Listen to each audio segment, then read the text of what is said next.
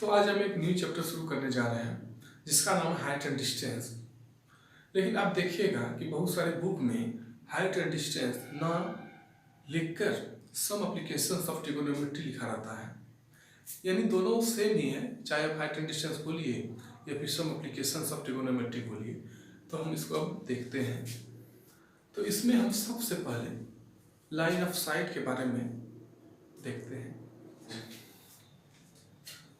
आप सबसे पहले देखिए लाइन ऑफ साइट, यानी इसका हम डेफिनेशन लिख दिए हैं कि the line drawn from the I of an observer, मतलब कि एक ऑब्जर्वर के आंख से एक लाइन खींचा जाता है to the point in the object, यानी ऑब्जेक्ट में करने का मतलब कोई ऑब्जेक्ट देखा जा रहा है ऑब्जर्वर के द्वारा, और ऑब्जर्वर के आंख और जिस ऑब्जेक्ट को देखा जा रहा है उसके बीच एक लाइन खींचा जाता है viewed by the observer, यानी जो ऑब्जर्वर के द्वारा देखा गया है ऑब्जेक्ट को is called line of site. उसी लाइन को जो खींचा गया है ऑब्जर्वर के आंख और ऑब्जेक्ट के बीच में, उसी लाइन को बोलेंगे लाइन ऑफ साइट। ये लोग याद रखिएगा। हम जैसे फिगर बनाए हैं, ये एक टावर है, टावर के ऊपर में यह एक फ्लैग लगा हुआ है, टावर के ऊपर में एक फ्लैग लगा हुआ है, और यहाँ एक प्लेन है, ये नीचे प्लेन है अर्थ का, तो यहाँ पर एक ऑब्जर्वर खड़ा है, ये है ऑब्जर्वर। तो ऑब्जर्वर ये फ्लैग को देख रहा है, तो ये ऑब्जर्वर का आई यहाँ पर है और यहाँ फ्लैग है, इसके बीच आप देखिए अगर इसको मिलाते हैं एक लाइन बनता है, इसी को हम लोग बोलते हैं लाइन ऑफ साइट, इसी को बोलते हैं लाइन ऑफ साइट। ये आप लाइन ऑफ साइट अब समझ गए होंगे। तो अब हम इसके बाद देखते हैं एंगल ऑफ एलिवेशन। तो आप देखिए एंगल ऑफ एलिवेशन का डेफिनेशन लिखे हैं कि the angle which is formed, मतलब वह एंगल जो कि बनता है by the line of sight and the horizontal plane. कहने का मतलब वह एंगल जो बनता है लाइन ऑफ साइट और हॉरिजॉन्टल प्लेन के द्वारा फॉर एन ऑब्जेक्ट, एक ऑब्जेक्ट के लिए एबव द हॉरिजॉन्टल प्लेन, और वो बोल रहा है एबव होगा, बिलो नहीं होगा, हॉरिजॉन्टल प्लेन के ऊपर बनेगा, is called angle of elevation, उसको बोलते हैं एंगल ऑफ एलिवेशन। जैसे आप देखिए ये एक टावर है और ये हम लोग हर समय मान के चलते हैं कि ये बिल्कुल स्ट्रेट हो, एकदम सीधा हो, और ये 90 डिग्री एंगल प्लेन के साथ बनाएगा। तो आप देखिए ये टावर है, इसके ऊपर में एक फ्लैग लगा हुआ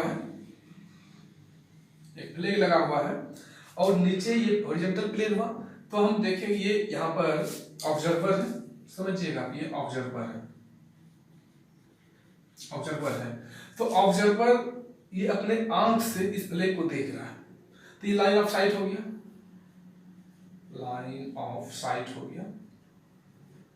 तो देखिए ये लाइन ऑफ साइट हो गया ये, और ये हॉरिजॉन्टल प्लेन नीचे है। लेकिन हम जब आंख से देख रहे हैं या कोई भी ऑब्जर्वर आंख से अगर देखेगा तो हम ये हॉरिजॉन्टल प्लेन के ही पैरेलल एक और हॉरिजॉन्टल प्लेन यहाँ पर खींच लिए। तो आप देखिए ये लाइन ऑफ साइट हुआ और ये हॉरिजॉन्टल प्लेन हुआ, इसके बीच क्या एंगल बन रहा है, तो इसी को बोल देंगे एंगल ऑफ एलिवेशन।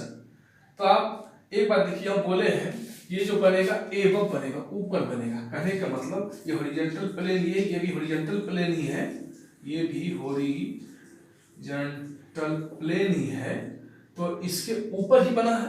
कहने का मतलब अब पकड़ में आया कि एंगल ऑफ एलिवेशन जब भी बनेगा हॉरिजॉन्टल प्लेन के ऊपर बनेगा, और वो किससे मिलके बनेगा, तो वो हॉरिजॉन्टल प्लेन और लाइन ऑफ साइट से मिलके बनेगा। ये आप लोग अच्छी तरह इसको समझकर याद रखें। अब देखेंगे हम नेक्स्ट एंगल ऑफ डिप्रेशन।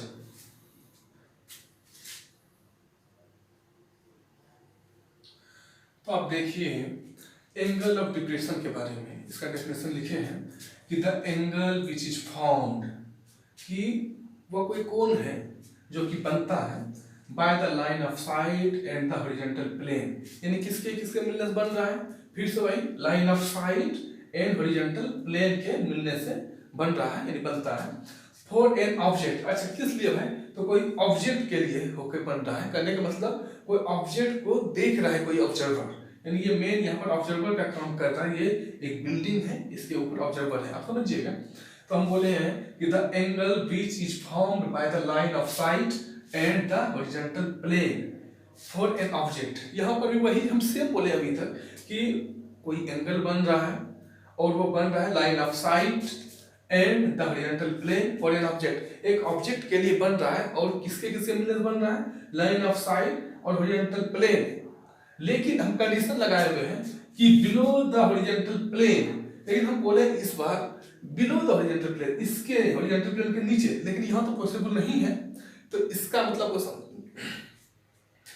मतलब को समझना होगा कि जहां ऑब्जर्वर है तो उसके आंख को आप देखिए और ये ऑब्जेक्ट है बॉल, ये बॉल के बीच ये लाइन ऑफ साइट है। तो आप देखिए, तो हम हॉरिजॉन्टल प्लेन, ये हॉरिजॉन्टल प्लेन का बात नहीं कर रहे हैं, हम बात कर रहे हैं यही हॉरिजॉन्टल के पैरेलल हॉरिजॉन्टल प्लेन एक हमको खींचना है जो कि ये ऑब्जर्वर के आंख से होके गुजरेगा और ये हॉरिजॉन्टल प्लेन नीचे जो हॉरिजॉन्टल प्लेन है उसके पैरेलल होगा। कहने का मतलब इसको आप हॉरिजॉन्टल प्लेन ही बोलिएगा, horizontal plane.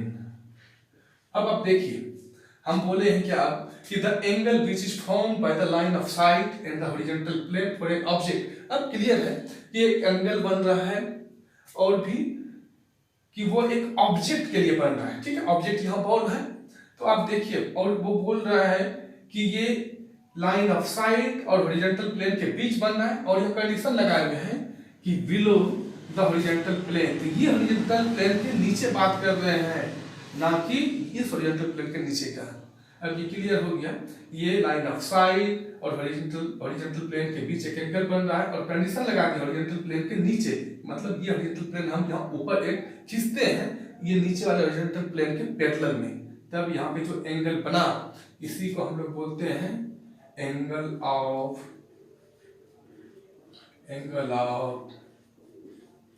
Depression, angle of depression.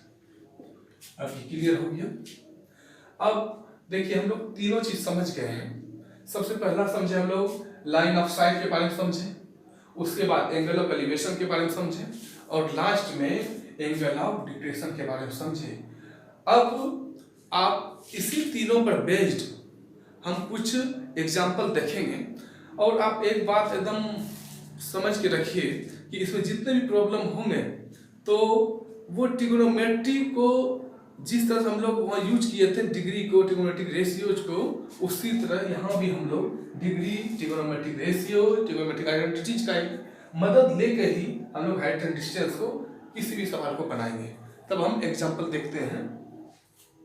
Example first देखिए, क्वेश्चन है from a point P on a level ground the angle of elevation of the top of the tower is 30 degree. मतलब हुआ कि बोलता है एक point P से, और वो पॉइंट P जो है ये ग्राउंड लेवल पर है, कहने का मतलब ये हॉरिजॉन्टल प्लेन हो गया एक तरह से, उस पर एक पॉइंट P है और बोलता है कि the angle of elevation of the top of the tower, यानी कहने मतलब एक टावर है उसके टॉप से, उसके शीर्ष से इस पॉइंट के बीच का एंगल ऑफ एलिवेशन जो होगा, कहने का मतलब ये पॉइंट P पर जो एंगल ऑफ एलिवेशन जो बनेगा वो 30 डिग्री है।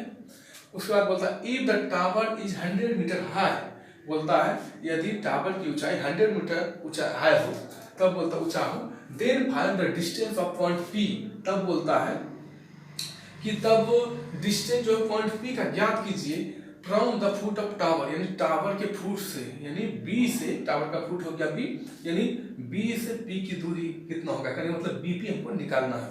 तो हम सॉल्यूशन में लिखें कि मान लिए AB एक टावर है, तो लिख दिए टावर ये 100 मीटर हाई बोला है और बोलता है ग्राउंड लेवल है, नीचे हॉरिजॉन्टल प्लेन, इस पर एक पॉइंट P है, तो बोलता है यही कि टावर का ये जो ऊपर वाला भाग है, कहने का मतलब इसको हम बोलते हैं टॉप, टॉप से ये पॉइंट P के बीच जो एंगल बन रहा है ये बन रहा है 30 डिग्री। ठीक है। और हम यहाँ लिख दिए ये बीपी निकालना है, तो उसके लिए हम देखिए क्या क्या कर रहे हैं। तो सबसे पहले हम चले इन ट्रायंगल एबीपी में, एबीपी ट्रायंगल यहाँ है, तो एबीपी में हम देख रहे हैं एंगल यहाँ पर है, तो इस एंगल के चलते ये परपेंडिकुलर बन जाएगा और ये नीचे वाला बेस बन जाएगा, हॉरिजॉन्टल ये हाइपोटेनस तो फिक्स रहता है हर समय। तो हम देखें ये परपेंडिकुलर मालूम है, बेस हमको निकालना है, तो 10 का हमको लगाना होगा। तो हम लिखें इंटीग्रल एबीसी में tan theta equal to p by b लिख दिए। अब देखिए tan थीटा के जगह हम लिख दिए tan 30 डिग्री, परपेंडिकुलर के जगह लिख दिए, इसके लिए परपेंडिकुलर हो गया AB लिखें और बेस के लिए हम लिख दिए ये BP हो गया। अब देखिए tan 30 डिग्री का वैल्यू होता है 1/√3 और ये AB हमको मालूम है, दिया गया प्रश्न में ही 100 मीटर, तो ये 100 मीटर भी लिख दिए। यूनिट हम चूंकि नहीं लिखे, वो लास्ट में हम कैलकुलेशन करके लास्ट में लिख लेंगे। तो ये 100 लिख दिए और नीचे BP के जगह तुमको ये BP निकालना है, BP ही रहा। अब ये हम क्रॉस मल्टीप्लिकेशन किए तो BP = 100√3 निकला। उसके बाद हम यहाँ क्या किए कि BP = 100 × √3 का वैल्यू 1.732 होता है, इसको यहाँ पे रख दिए और इसको जब सॉल्व किए थे हो गया मेरा BP = 173.2 मीटर। अब नीचे लिखते therefore the distance of the point P from the foot of the tower is 173.2 metre. अब एग्जांपल नंबर 2 देखते हैं। एग्जांपल नंबर 2 देखिए, यह प्रश्न है कि the angle of elevation of a ladder leaning against a wall is 60 degree. पहले बोला है कि एंगल ऑफ एलिवेशन है एक सीढ़ी का, और वो सीढ़ी जो है एक दीवार के साथ जो है मतलब उसके विरुद्ध एक तरह से बोलिए आप ये कि झुका हुआ है, ठीक है। और वहाँ एंगल ऑफ एलिवेशन 60 डिग्री बनता है। तो एंगल ऑफ एलिवेशन हम जानते हैं, तो ये हॉरिजॉन्टल प्लेन और लाइन ऑफ साइट के बीच बनता है, नीचे बनता है यहाँ पर, और ऊपर में हम लोग देखते तो वो तो एंगल ऑफ डिप्रेशन बनता है। तो हम यहाँ लिख दिए कि ये लेडर जो झुका हुआ एक दीवार पर, तो वहां पर एंगल ऑफ एलिवेशन जो बन रहा है वो 60 डिग्री बन रहा है। उसके बाद बोला है and the foot of ladder is 4 metre away from the wall, और ये सीढ़ी का जो फुट है यानी निचला हिस्सा वो दीवार से यहाँ जो ये वॉल है इससे 4 मीटर की दूरी पर है। तब बोलता है कि find the length of the ladder, तो सीढ़ी की लंबाई ज्ञात कीजिए। तो हम AB को वॉल मान लिया है, AC को लेडर मान लिया है, और ये देखिए ये झुका हुआ है दीवार पर सीढ़ी, और यहाँ पर एंगल ऑफ एलिवेशन जो बोला है ये बन रहा है 60 डिग्री, और ये भी बोला था कि सीढ़ी का जो निचला हिस्सा है वो दीवार से 4 मीटर दूरी पर है। तो हम ये भी फिगर में लिख दिए हैं। अब हम देख रहे हैं इस एंगल ABC में कि ये एंगल के चलते, ये 60 डिग्री एंगल के चलते ये परपेंडिकुलर AB होगा, बेस BC होगा और हाइपोटेनस AC होगा। तो हम यहाँ देख रहे हैं हमको लेडर की लंबाई निकालनी है, और हमको ये नीचे जो ये बेस मतलब एक तरह से दिया गया है। तो हम देखते हैं हाइपोटेनस और बेस का पास किसमें होता है, ये तो कॉस में होता है और सेक में होता है, तो हम कॉस लेके चलेंगे। तो हम लिखे इंटीग्रल ABC में cos थीटा = P/h, P मतलब सॉरी cos थीटा = P/h यानी आधार बटे कर्ण। तो थीटा यहाँ देखें 60 डिग्री है, या लिख दिया cos 60 डिग्री। तो हम इंटीग्रल ABC में लिखे यहाँ, यानी अब सॉल्यूशन देखिए कि हमने AB को वॉल माना है, AC को लेडर माना है, और यहाँ पे प्रश्न में बोला गया है कि लेडर जो है ये जो दीवार के विरुद्ध यानी उसके साथ जो झुका है, तो यहाँ पर एंगल ऑफ एलिवेशन जो बन वो 60 डिग्री बन रहा है, और बोला है ये जो सीढ़ी का जो निचला हिस्सा है ये फुट है वो दीवार से 4 मीटर की दूरी पर है। तो हम इस एंगल को देखिए आप यहाँ, तो ये एंगल 60 डिग्री है, इस एंगल के चलते ये AB परपेंडिकुलर बन जाएगा और BC बेस बन जाएगा, AC हाइपोटेनस है। तो अब देखिए, तो हमको जब पूछा है कि सीढ़ी की लंबाई निकालना है, तो आप ये हाइपोटेनस का बात कर लेंगे और नीचे बेस का मदद लेंगे, क्योंकि बेस दिया है।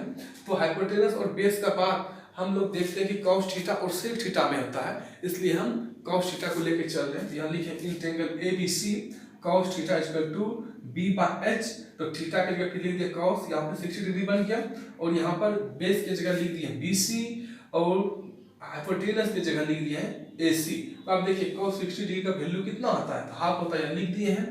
BC का वैल्यू कितना दिया, 4 मीटर दिया था, 4 लिख दिए हैं, और AC हमें निकालना ही है, तो AC यहाँ रह गया। तो हम इसको जब क्रॉस मल्टीप्लिकेशन किए तो AC = 8 मीटर निकला।